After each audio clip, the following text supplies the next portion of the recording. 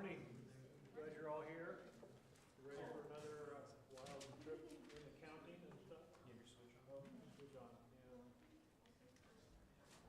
Is that better? Can you hear me now? Can you hear me now? Good. All right, Stan. I'm glad you can hear me. So we're glad to do that. So we're just going to kind of review just a little bit, just because it's important to kind of do that. This will be the fourth class, and there are several things that we have covered throughout these 4 weeks. This will be the fourth week, but really God's part and our part. And remember 1 Chronicles 29, 11 and 12. Remember that passage? For everything in heavens and earth is yours, O Lord, for this is your kingdom. So it's His, and so we have to acknowledge that it's His. And then from Luke 16:11, we had that, if therefore you've not been faithful in the use of worldly wealth, who entrusts you His true riches? So we just need to always keep that in our mind, that we're always focused on being good stewards of what we've been blessed with. And that's the important part. We just have to be good stewards of how we handle that. There's a lot of things that go on here. We have Acts 20:35. Remember, that was more, last week we talked about giving, and so giving also includes taking care of those that might be in need. We should always think about that. So that one read, in everything I showed you, that by working hard in this manner you must help the weak, and remember the words of the Lord Jesus, that He Himself said it's better to give than receive. So just important to just always keep in mind the scriptures that are out there. And that's the thing that I really wanted to stress, is that we have this workbook, it's called the Bible, that just gives us all kinds of information on how to safely live our lives and how to be taken care of. And it's important for us to remember that. The Old Testament is filled with all kinds of scriptures that are filled with wisdom for us. I know we don't live under the law, but we should be looking at those passages that give us direction and guidance. Christ died for us, and we need to be thoughtful about what He's provided for in word and deed for us, to just be faithful in doing that. One of the other passages I have up there was from 1 Corinthians, not 2 Corinthians, 13:3. It's kind of hard for me to see that back screen there. And if I give all my possessions to feed the poor, and I surrender my body to be burned, but do not have love, it profits me nothing. So the right attitude is important about how we do things, so just important to remember that. So there's a lot of things that we need to talk about. When I did this course, it was a 12-week course, so you have a lot more things that you cover. One of the things that they cover was specifically work, and I haven't really talked about work very much. And unfortunately, God created our heavens and earth in 6 days. So did He work? Yes, He did. Does He expect us to work? Yes, He does. So Adam and Eve, when they were in the Garden of Eden, they had trees and things that they needed to take care of. It was great. But then with the fall, they get outside the Garden of Eden, and what happens? They have to till the soil. I don't know about you, but on my parents' ranch, we had 7 acres that we used for hay or corn. I can't imagine trying to do that without a tractor and a disc and a hoe and a harrow and stuff like that. Having to do that kind of yard work by hand would be hard. And so when we're in alignment with God and following His instructions, our work becomes easier. And we'll see that through some of the scriptures. But I wanted to kind of just take a moment to talk about work. I'm reading this great book by John Piper on Don't Waste Your Life. And it had this section that just talked about work. And I just thought I'd read some of the stuff that was in here. On this one page in 134, it says, therefore, the essence of our work as humans must be that it is done in conscious reliance of God's power and in conscious quest of God's pattern of excellence and in deliberate aim to reflect God's glory. So it's important for us to think about that. So let me start a prayer here, and then I'll read a little bit more just for us to think about. God has a plan for us. We thank you, Lord, for all that you do and all the guidance you give us, the wisdom you have for us. It's freely accessible if we just take the time to study your word and have a better understanding and relationship with you. We thank you for all you do in your name. Amen. So this had several things to read in here I thought were just great. We make much of Christ in our secular work when it conforms and enhances the portrait of Christ's glory that people hear in the spoken gospel. So just important that we always be attentive to what God has a plan for us, and that we do that, and we know that we probably are going to need to work. It's just the way that is. Where we're in alignment with God, He blesses us so that we can take care of the things that we need, the things that we need to provide for our family, and work becomes a challenge at times. When Beth and I were first out of the service, I had a diploma in nursing. I didn't have a bachelor's in nursing, so we got out of the Army in October of 1976, and I wanted to go back to school. I had Beth and 2 children. I needed to work, so that's the way that was. So I went to school full-time. I worked pretty much full-time. Beth stayed home to take care of the kids, and we had a good time as a family time to do that, but that's the commitment that we made to each other.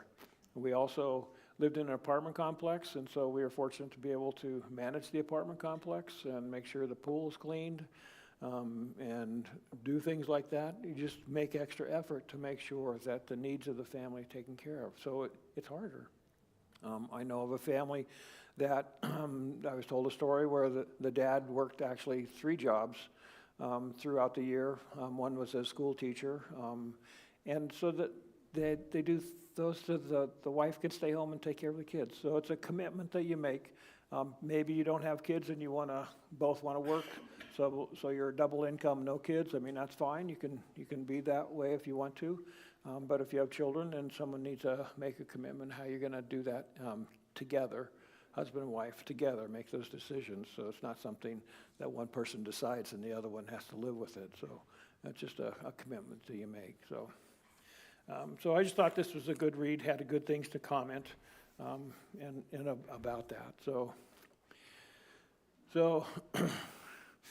just remember that God's always had tools for us to use. They're in there, a lot of Proverbs. So I'm going to cover a lot of Old Testament, wisdom kind of statements. So remember, we don't live under the law, but we can use these passages for wisdom and guidance in how we live.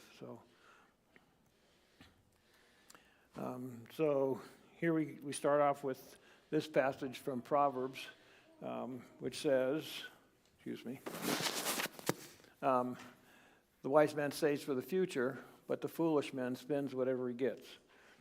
Anybody have a problem with that? You get that one? So it's always, I know one person said, I don't know why I'm out of money. I still have checks to write. So, it's just the things that can happen. You've been there? So, yeah. So, we've all been in places like that.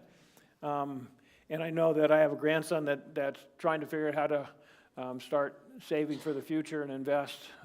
And he wants to get into some savings kind of mutual funds or stocks and stuff, which I think are a little risky, and I've verbalized that to him, but, and so I had to remind him of this passage here from Proverbs 21:5, steady plotting leads to prosperity, hasty speculation brings poverty. So we have to be careful about what we do and what we think about. And we always have to just be attentive to making sure we're doing the things we need to do. Remember, we talked about allocations, having allocations for the things that we spend. I think the Zanders had talked about how that was making their life a little bit easier as they put monies into different columns and categories to accommodate the bills that came about and take care of that. And so that also includes saving. So what you're doing saving is important to also have some allocation for that. So one of the other things that a lot of people forget to do is to organize your estate. That means the listing. You might have a form, something like this, where you put down what your goals are, what your debt repayment goals might be, how you're going to do that, your lifestyle goals. Are you somebody that likes to party a lot? That's going to be a problem. That's the hasty speculation portion. Are you going to have savings and investment goals where you're trying to accomplish something. You know, Beth and I had a goal early on that we wanted to make sure that we could pay off the home, be debt-free, so that what we accumulated as wealth was not just for us to have to go traveling the world, although that would be fun, but so that we can do things for the church. We can do things for other people, that we have the opportunity to do things when that comes about. And that's really what you're trying to accomplish and do. So I moved myself ahead here, I'm sorry. So also a good time to consider a will. Wills are inexpensive and easy to get done even by an attorney. The one that I know of said a couple $100 he would do a will for you. But if you want to trusts are a little bit different, because then you kind of tie up the properties and things like that so that they would be just handled in probate to go to the family members and however you do that. So on that note, something that is good for Christians to think about is including giving to the church in your will or in your trust. right. People might call that legacy giving or something like that, but it's a huge blessing to a church when they're in mind when you think about what happens to your assets whenever you Right, exactly. So you have to plan. Remember, planning, allocating, just doing all those things. When Beth and I did our trust, the the attorney that we were dealing with, he said, well, maybe you want things to go to the Mormon church since, you know, you're not sure about anything. I said, well, I'm sure. So maybe you should have your people decide to give it to the church, because that's the true blessing there. So, but yes, we do have legacy component to our trust and stuff like that. So now with Beth gone, that makes it a little bit different. So Sarah and Ethan are the ones that would be the recipients of that. Should they not be alive for whatever reason, then it's a little more complicated in how that gets handled. So, but you need to kind of think about that. So. And we've tried to do that. So our property's listed in the county being into a trust, so is our checking and savings account. So because I was concerned about by myself, so if something happened to me, how will I take care of bills if I'm incapacitated for whatever reason, short-term or long-term? So we had to adopt the trust so that one of the kids could be on a checking account, not the savings account, just the checking account, just so they could write checks for me if that was necessary, and with signature cards. So you just have to plan, just things you have to do. So it's not a big deal. Is it a little work? Yes, you have to go meet people and do all that stuff and have a plan, have paperwork to take care of, but you can do that. I did it, and you can do it. And if you need help doing it, I'd be happy to walk with you and talk with you about that stuff. It's an easy thing to do. And just getting back to the, like the saving allocation form, if you have questions about how to do that, if you're struggling to do it, I'm happy to meet with you to go over that stuff and just talk through it, just to have a plan. It's not information that I retain because, I'm 74, so I have short-term memory loss, and I forget whatever we studied, so just know that. So that's part of the privacy that you have, so. We have 3 passages here to read. We've already read 21:20, I believe, but if someone could read Genesis 41:34 to 36, and someone else Proverbs 30:24 to 25. Okay? Proverbs? Okay? That'd be great.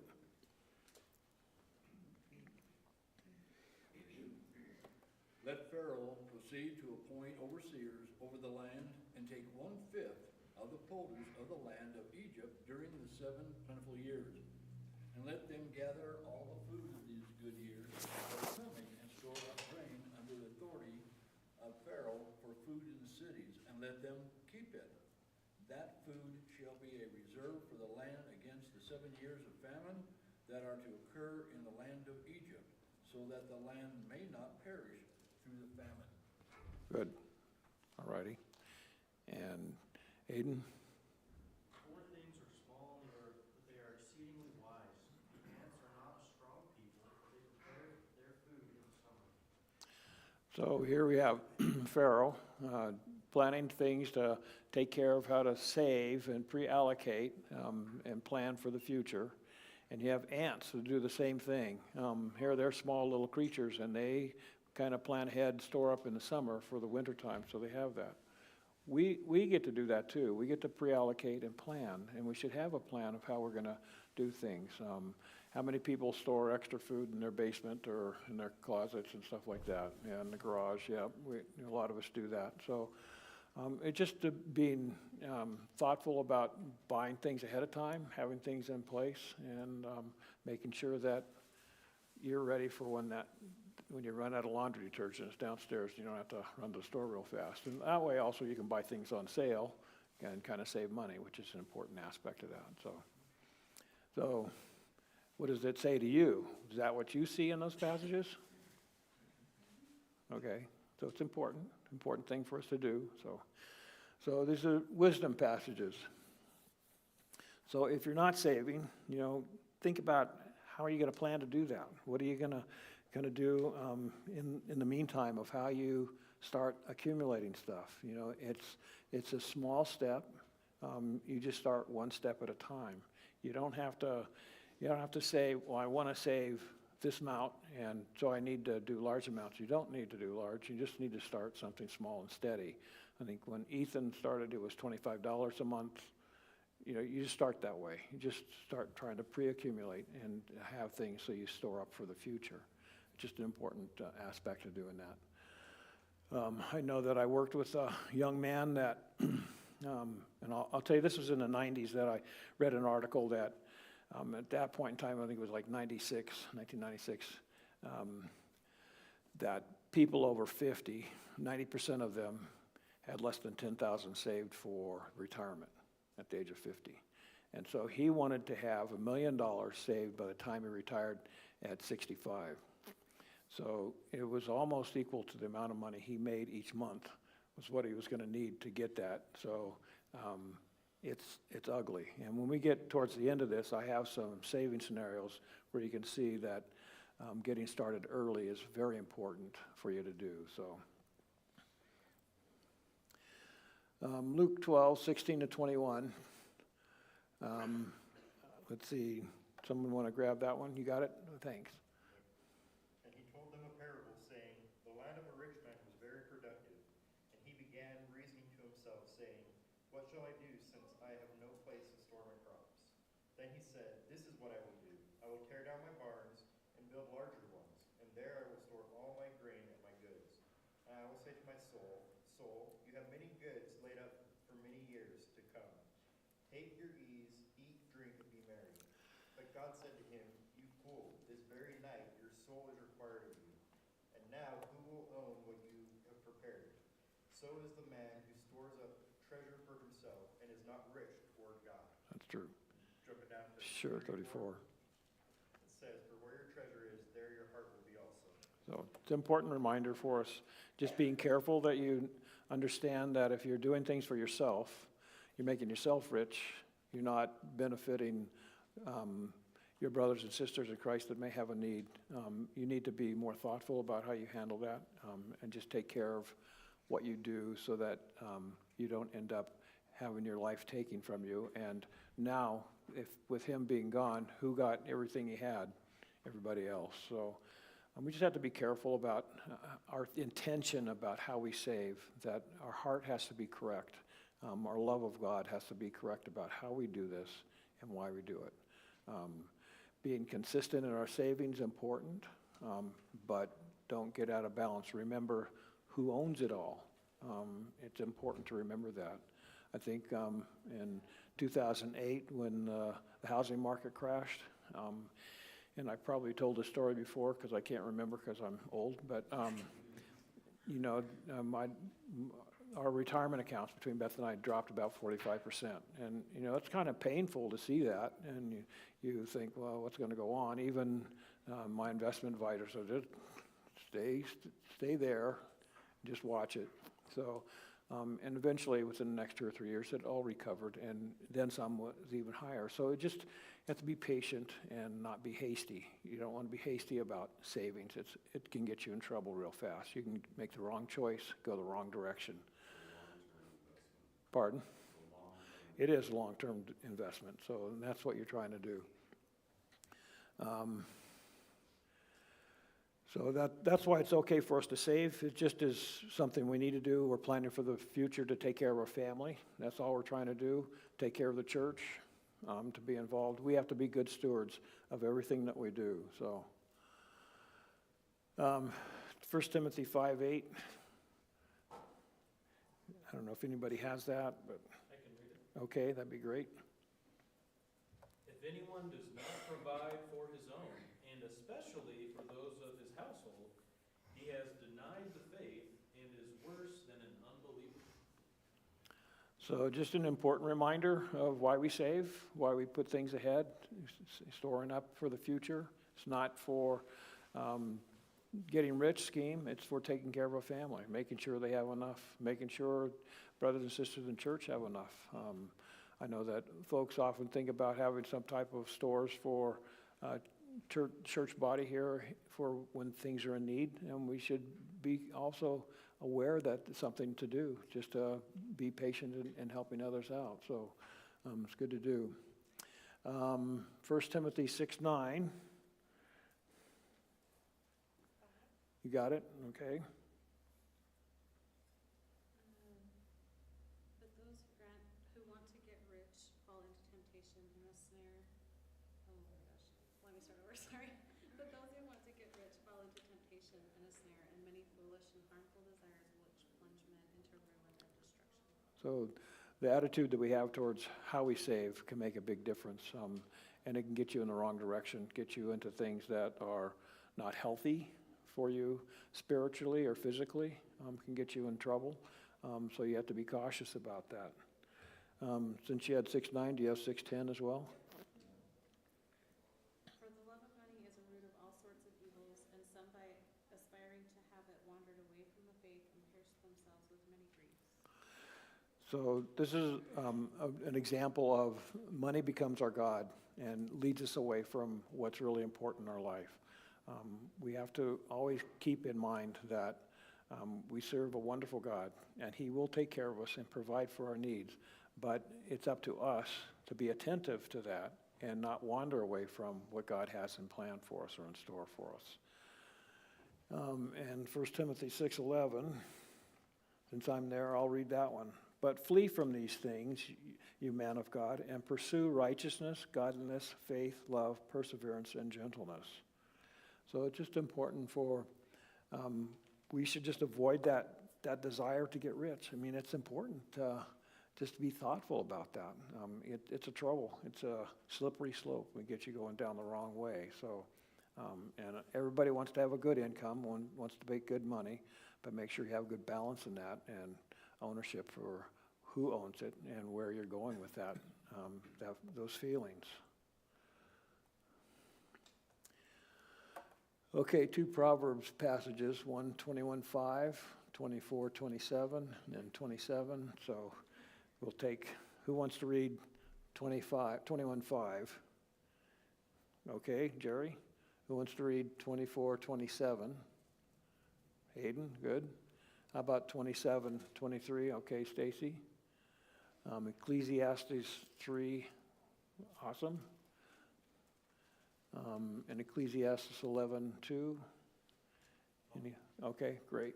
Let's go through those, and then we'll see where we are and what we've heard. So,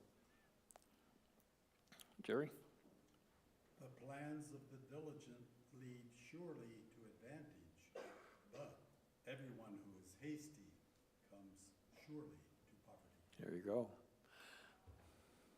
Prepare your work outside and make it ready for yourself in the field. Afterwards, then build your house.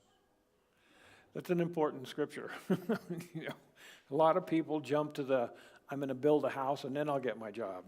No, you want to get your career path set so you can know that. When I got out of the service, I was going back to school. I was already working as a nurse, but my career path wasn't completely set till I was done with school. So when I finished school, that's when we decided to get a Calvet loan and buy our first home. And that actually was what our plan was. And so we built a home there in Chico, and that's where we got started. So you just have to be patient about a lot of things, but not get ahead of yourself. Getting a home before your career path is set can be a trouble, because a lot of times the income that you need will not grow in time, and so they can change the tax levy on that, you know, the property tax and everything goes up, and then you're upside down, so it's a problem. So Proverbs 27:23, Stacy? Know well the condition of your flocks and pay attention to your herds, for the riches are not forever, nor does a crown endure to all generations. So what do you think this says to us? Stewardship. Stewardship. Yeah. So you have to look at what the vehicles that you're using to save money in, and think about them, evaluate them. Is it the right thing for you? Is it the wrong thing? Do you need to fine tune things? So mine, you know, you have to understand your risk assessment. You know, I'm kind of, I know I look like I should be really conservative, but I'm not. I have about 15% of what I invest in is pretty risky international stuff. And you voted for Kamala.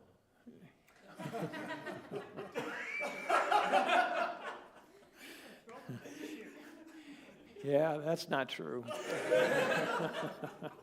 So you just have to be cautious about that, and then evaluate what you have saved. Is it the right blend? So I use a company that does an adjustment, and so I don't have to watch it too much, but I have to make all the transactions to do that. So you just have to make sure on an annually basis, at least, that you're looking at where you're saving your money. Is it the right thing to do? Is it wrong? How do you do that? Is it going to help your family grow or not? So you have to be patient. You have to think about this. You know, and you can be in different things. You can be in saving accounts, money market accounts, CDs. You know, you can get into mutual funds or different funds, or IRAs or 401ks or 403bs. Those are all IRS codes. So just have to take your time and really think about what you're saving for. Okay, who has Ecclesiastes 3? There's an appointed time, there's an appointed time for everything, and there's a time for every event under heaven. Very good. Jeremy? Divide your portion to 7, or even to 8, for you do not know what misfortune may occur on the earth. True. So what does this say to us? Diversify. So here we have wisdom saying diversify. Don't just put your eggs in one basket, right? So that's what it's saying to us. So we have to make sure that we're attentive to where we are saving and how we're saving that. So just important for us to be aware. And there's a time for everything. There's a time to do stuff. Maybe a time to save a little bit more. I mean, time to increase, not time to increase. You have to do that. So when you're giving, you know, time, what I was giving last year is a little bit different than this year. So I have to readjust that January 1st. I readjust what I'm giving and where things go. So you just have to think about that. And where you save, same kind of thing. You have to be patient and thoughtful. And if you need to seek counsel, I would say do that. If you're married, husbands and wives, you should do this together. You have equal say in that. Beth would say, listen to me, say, I'll follow your lead, but we would discuss it. And she would say, well, I'm not sure about this. I feel uncomfortable. So I would talk about it. We would decide. And sometimes we decided, no, we're not going that way. We're going to follow this other direction, just to be safe about what we're doing. So it's important to do that. So the scriptures give you good wisdom.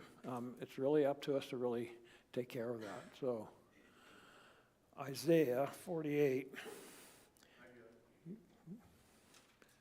Okay, go. Yeah. Thus says the Lord your Redeemer, the Holy One of Israel.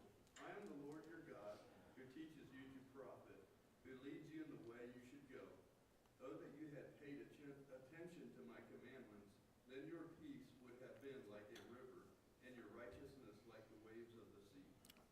So here again, we have Old Testament scripture just giving us guidance and directions and things to think about, being attentive and dependent upon the Lord for how we do stuff. It's just the way the scriptures are. They're there for us to do that. And so many people miss out on Old Testament passages for wisdom when they're there to give us direction. It's really important to do that. So is there anything else that I missed here? What investment or saving strategies might you glean from them? So being diversified. So, do you want me to tell you how many different accounts I have on my retirement stuff? 27. So, you just have to diversify. It's just really important to do that. You can try and keep it, if you keep everything in a regular savings account, and what kind of return does that get? Yeah, 0.08%, something like that, so it's not much. So that's not the place where you want, it's like keeping your money in a checking account, so it's really a problem, so. Because if it's in a checking account, you're just gonna spend it, and that's a problem, so. Genesis 24, 35 to 36, you got it, Hayden?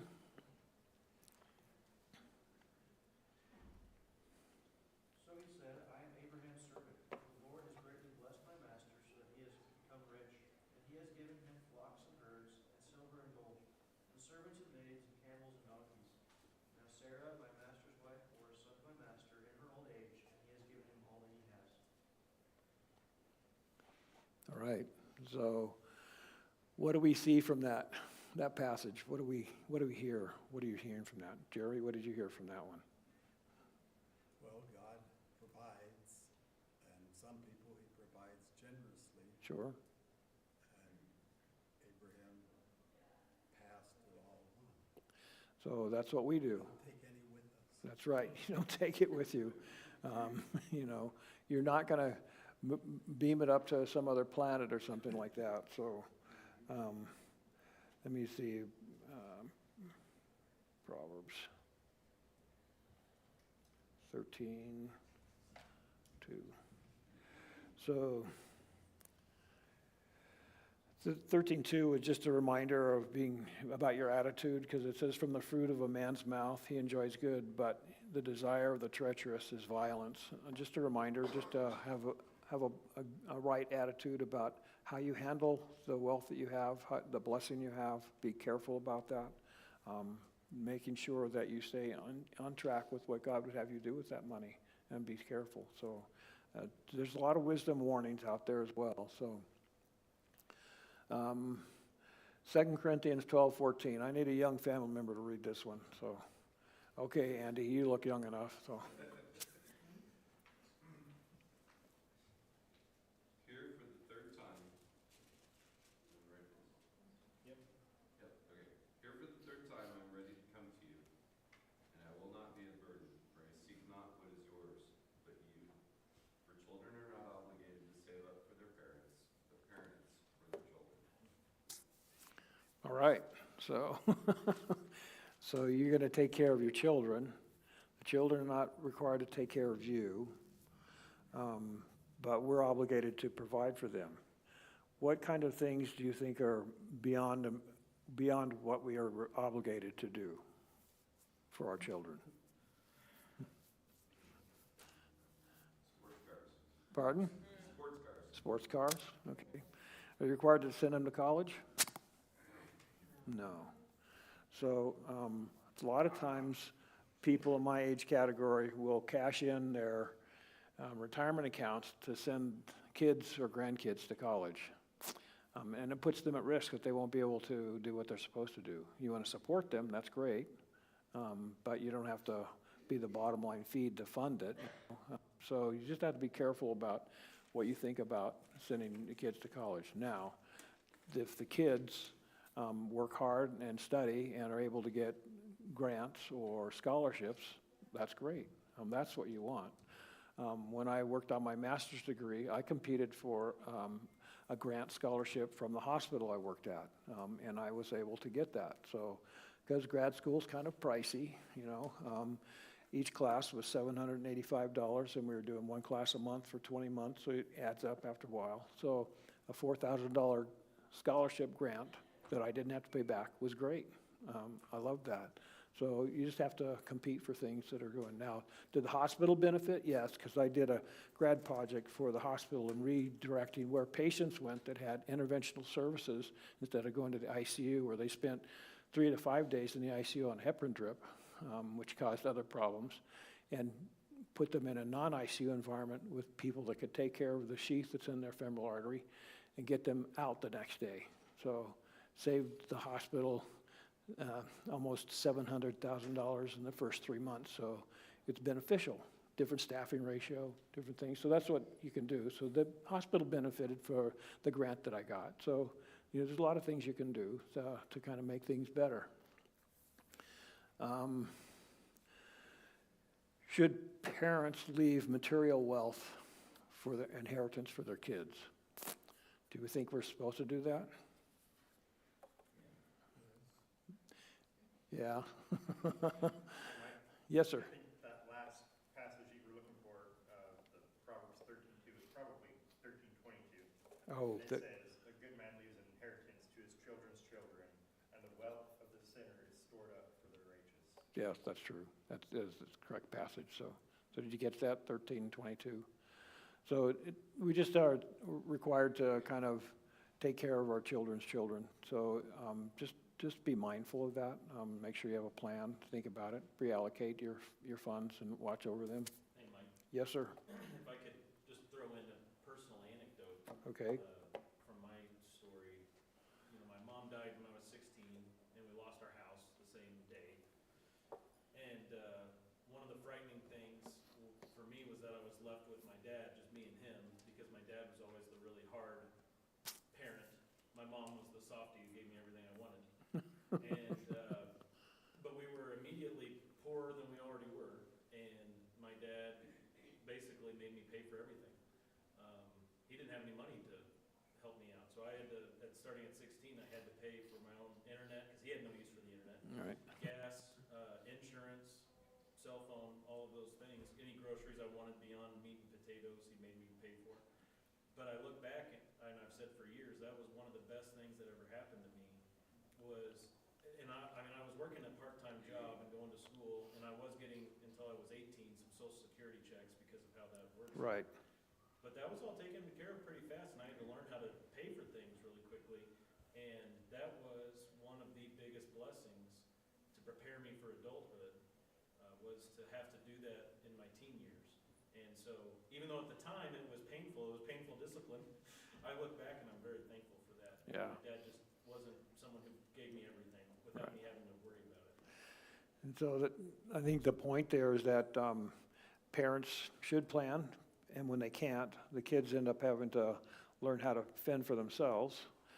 The other side of that coin that's a problem is if the inheritance comes and they're not ready to get that, then they end up being foolish in how they utilize that inheritance. So we have to be careful about that. Our will and trust had that they wouldn't get anything till they're 28, and that family member would oversee that. So you just have to be thoughtful. My kids are required to pay for their own insurance on their vehicle, their own maintenance, their own fuel. That's just the way you teach them to learn and to get it. Just myself off, I think.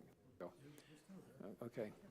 I know that Ethan didn't like having to sell shoes, but he got a job selling shoes at the department store, and that's how he was making money to go to school. Then he wanted to live off campus, which I said is fine, but that's on you. That's not on me, because you have a room here, and so you can stay here. So everybody has to learn how to work within what you have and what you don't have. So, yes, Ridge, what do you have?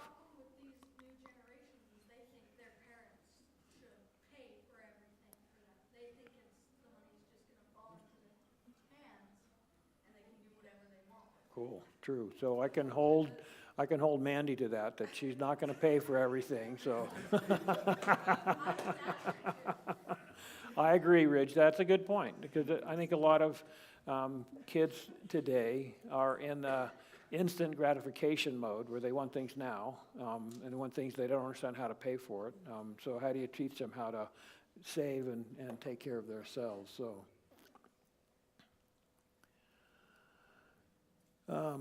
Galatians 4, 1 and 2. I don't know if someone got that, or I've got it here. Now I say, as long as the heir is a child, he does not differ at all from a slave, although he is owner of everything. But he is under guardians and managers until the date set by the father. So also we were children, were held in bondage under the elemental things of the world. Excuse me.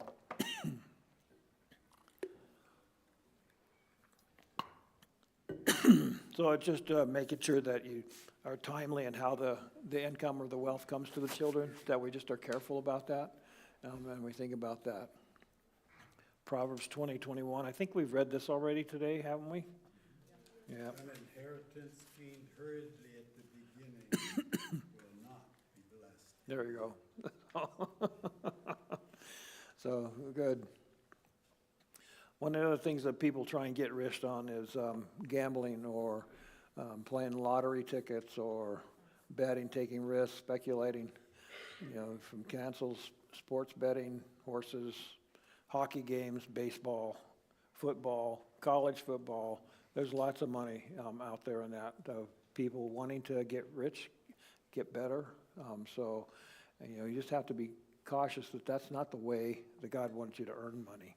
He wants you to work, work yourself unto the Lord. So it's important that you make sure that you are doing the right thing. Have you been gambling, Ridge? No. Oh, okay. That it's okay if you make like little bets with your friends, like, oh, I bet you $10. No, it's not. That's not scriptural, Ridge. But now we know what to watch for, Ridge. So,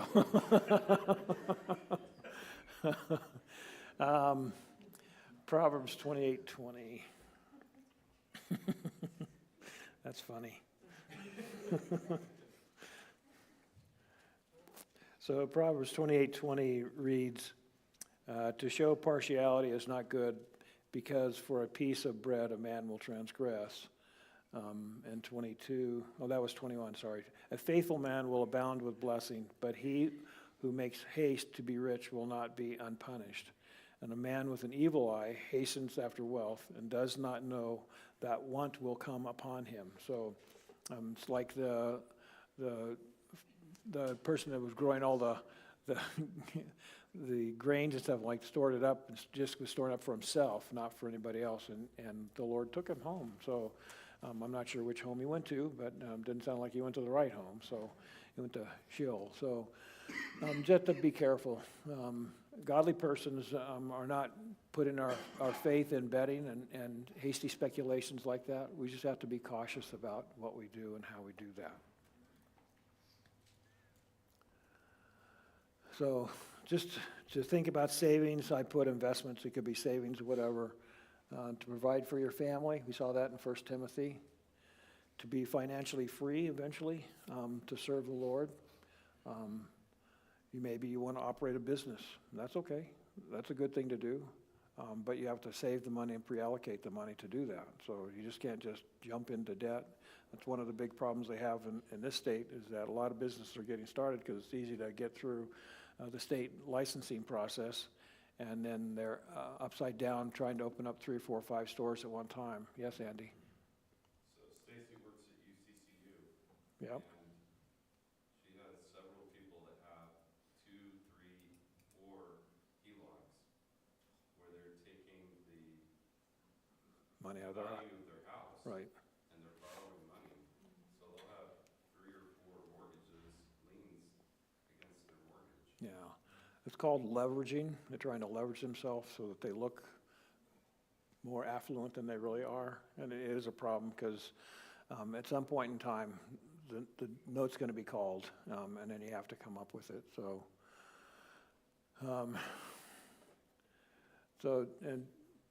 unacceptable goals are just to become rich. It's not the goal of what you're trying to get to. So, Proverbs 21:20. Okay. There is precious treasure and oil in the dwelling of the wise, but a foolish man swallows it up. Just another reminder to be careful about what you have and how you take care of that, and you monitor that, and be careful about how you handle that. So saving is important to remember. Saving is making provisions for tomorrow. Debt is presumption on tomorrow. You're assuming that you're going to be all right. Remember, when you're in debt, you become what to the lender? Become a slave to the lender. So you have to be careful about that. So it's just important to remember that. The fundamental principle, just to remember, is to become a successful saver or investor is to spend less than you earn and invest the difference over a long period of time. The same thing, I know Primerica is an insurance investment company, and their go-to motto is buy term and invest the difference, as opposed to buying whole life insurance. So everybody can decide what they want to do.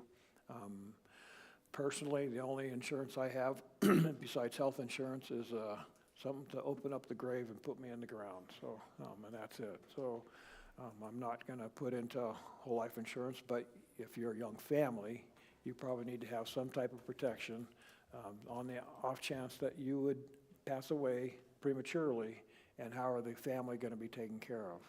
So you have to decide if you want to do whole life or term insurance. Term insurance is less expensive. Whole life can be more expensive, so you just have to be careful about that. I just wanted to talk a little bit about compounding interest, because it's something that people don't think about. It's called the Rule of 72s. Anybody heard this before? Okay. So Rule of 72 says that if you have $1 at 1%, in 72 years, it will double to $2. Okay, so if you take the interest rate that you get and divide that into 72, it would tell you that the money's going to double in that amount of time. So if you had a 10% interest rate every 7.2 years, then the money would double. So that's really what you're trying to think about when you invest or save money, is how you're going to make your money work harder for you. You don't want to be the one trying to work the hard and work 3 extra jobs just so you can get ahead, when if you use some sense about where you invest and how you invest, could make a big difference. Those things are just little tools that you can use to kind of figure things out. And so I just want to keep that up there for us to think about, and know that I'll tell you in my accounts that some of them get about 4 or 5%, and some get more than that each year. It just varies each year, so it's kind of hard to kind of calculate this. You can plan just using set numbers and kind of figure things out. I know Dave Ramsey uses a thing I've seen him doing right now, where he says if you put $100, if you're 25, you put $100 away each month till you're 65. So that's 40 years that you'll have $1 million, and that's very likely. So that's probably getting 5, 6, 7% interest rate along the way. So you just can't, it's hard to say what that is. So the point is getting started, okay? That's really the point. So let's look at this little thing here. Here's a thing, if you started with $1,000, remember you had to save $1,000 to get started. And depending on the different interest rates, you can see at 5, 10, 20, and 30 years, the difference that you would accumulate over that time period. So that's an important thing to remember, that those numbers can help you. But if you start late, then you might miss the last crank. The last crank would be 40 years, would be 164,000 versus 83, 279 versus 122, or 486 versus 180. So just a reminder, starting early is important. That's how you get there. It's not that you have to be especially a wizard at investing, but just putting money away consistently on a regular basis, month after month. It gets to be like monotonous. It becomes an automatic thing you do, just like giving to the church. It's automatic. Yes, Andy? So that's $1,000. Yep. That's the principal. Yep, that's it. Nothing else. Nothing else. So that's the way that goes. So, I mean, if you add to it, then obviously the number's going to go up. But you just want to take your time and be sensitive about that. Dr. Bowman. Yeah. On that previous example, Dave Ramsey, $100 a month, that's $1,200 a year for 40 years. That sounds like forever. Yeah. Yeah, it does. But that's only $48,000 that you've invested To get $1 million. $1,000,000. Yeah. So your money working hard for you, that's what you want. So, Harder than I can. yeah, true. So being a good steward is what God wants us to be. You know, be a good and faithful steward. We're good and faithful steward with the blessings of the finances that he provides us. That's important. Yes, Phil. Just real quick on this,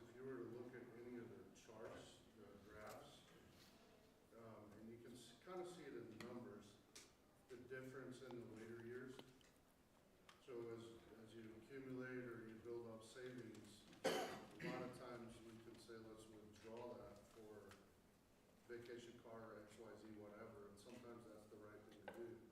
But most of the gain comes at the later, the tail end of it. Yeah. Just wanted to- Yeah, it's the last crank that makes the big difference, so that's what you want to be attentive to, so. But we're good stewards, Sam. Just wondering off the, like, what sort of investments are making 6, 8, 10%? Is this in a certain kind of account? Is this? Some of the international stocks and ETFs are making that, so some of my accounts made 20% last year, so just, and what I do is I figure, I pull 4% out of my retirement accounts each year.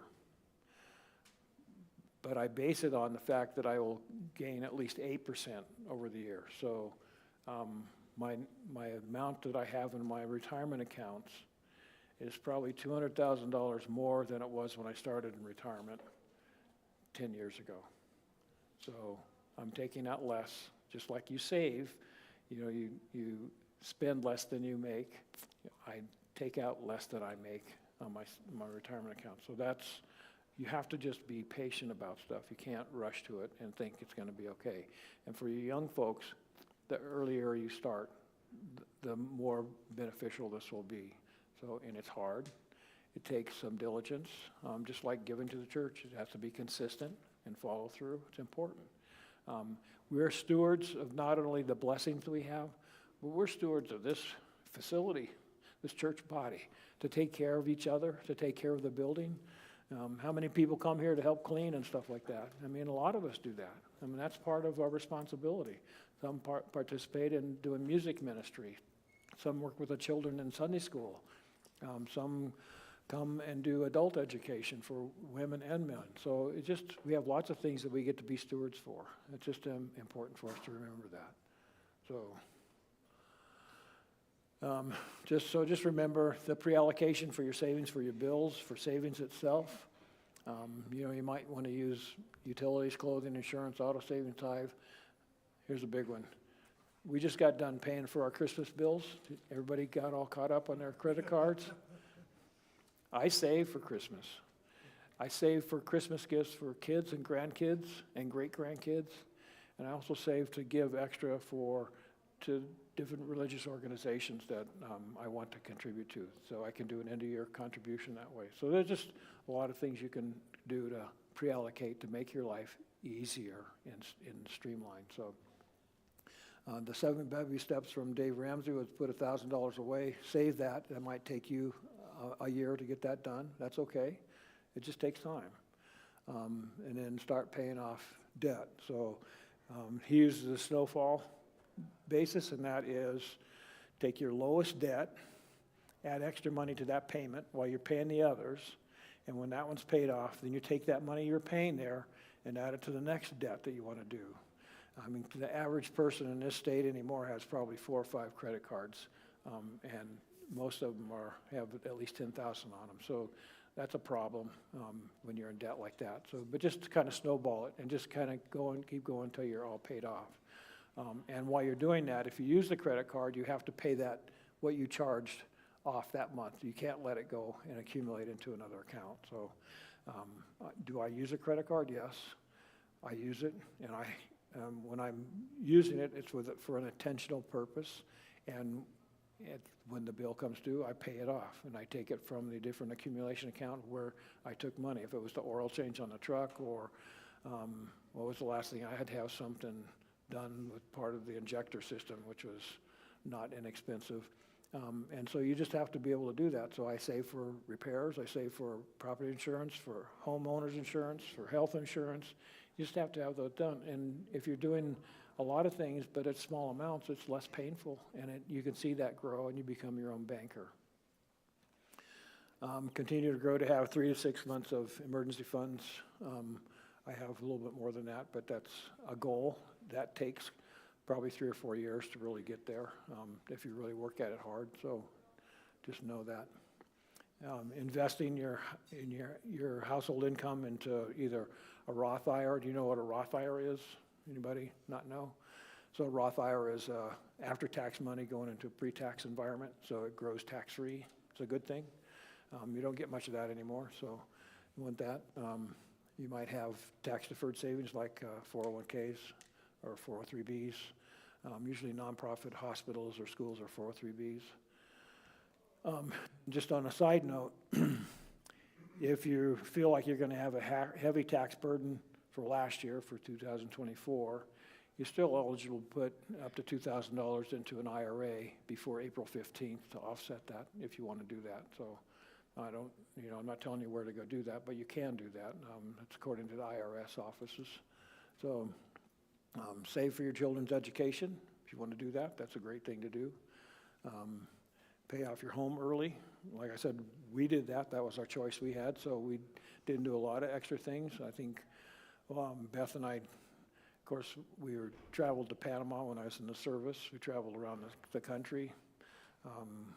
We went to Alaska for 10 days, but we're not big fans of cruisers. We don't like cruises. We think that's a waste of our time. So we flew into Anchorage. We went down to Seward, went out to Fox Island and spent a couple nights there. And then we went back through the fjords and then up to Denali, rode a big school bus all the way into the last lodge in the park and stayed there for 3 or 4 days. You just get to do things in sea country you want to. That was kind of like a treat for Beth and I because her mom had passed away. We were still taking care of her dad. So there's a lot of things you can do to kind of build and have that. But to have the wealth to kind of do things that I can do for the church, do the family, that's an important thing of having that wealth that's all created and built up like that. So Ecclesiastes 11:2 should be diversified. That's what that was about, having 7 different buckets to put things in. Just to remember, it's important to diversify. You can't just have it in your savings account. It just doesn't work so well. Just know that it takes time. Seek counsel. Husbands and wives work together. If you're single or if you're married and you feel uncomfortable doing it, seek counsel from somebody that in the church here that can guide you and stuff like that. I'm always available. I have 6 Saturdays and a Sunday each week, so I usually have free time to do stuff. So you can feel free to call me if you like. That's fine. So I just look forward to talking to anybody that wants to talk. So I hope you enjoyed these 4 Sundays, these 4 classes. I hope it's helpful information. Just remember to save, pre-allocate. It's important. Read the scriptures. They give you good wisdom. Be dependent upon the Lord. He's there for you. He loves you. He wants to take care of you. Gives you good guidance. So. Before we close, next week we start New Testament survey. We finished Old Testament survey a few weeks ago. Now we're going to start New Testament survey. So bring your books, those red binders that most of them are red. Bring those that have the New Testament survey stuff in them. If you need New Testament survey sheets, we have them on the front row over there by Mike, and you can grab those today, so that way you'll have it for next week. All righty. Let me close this in prayer. Dear God, we just thank you for this time that we could be together, for the information that we're able to share, for the love you have for us and the guidance you give us. Just continue to encourage us to be good stewards of your wealth that you provide for us as a blessing. We thank you for your love and guidance.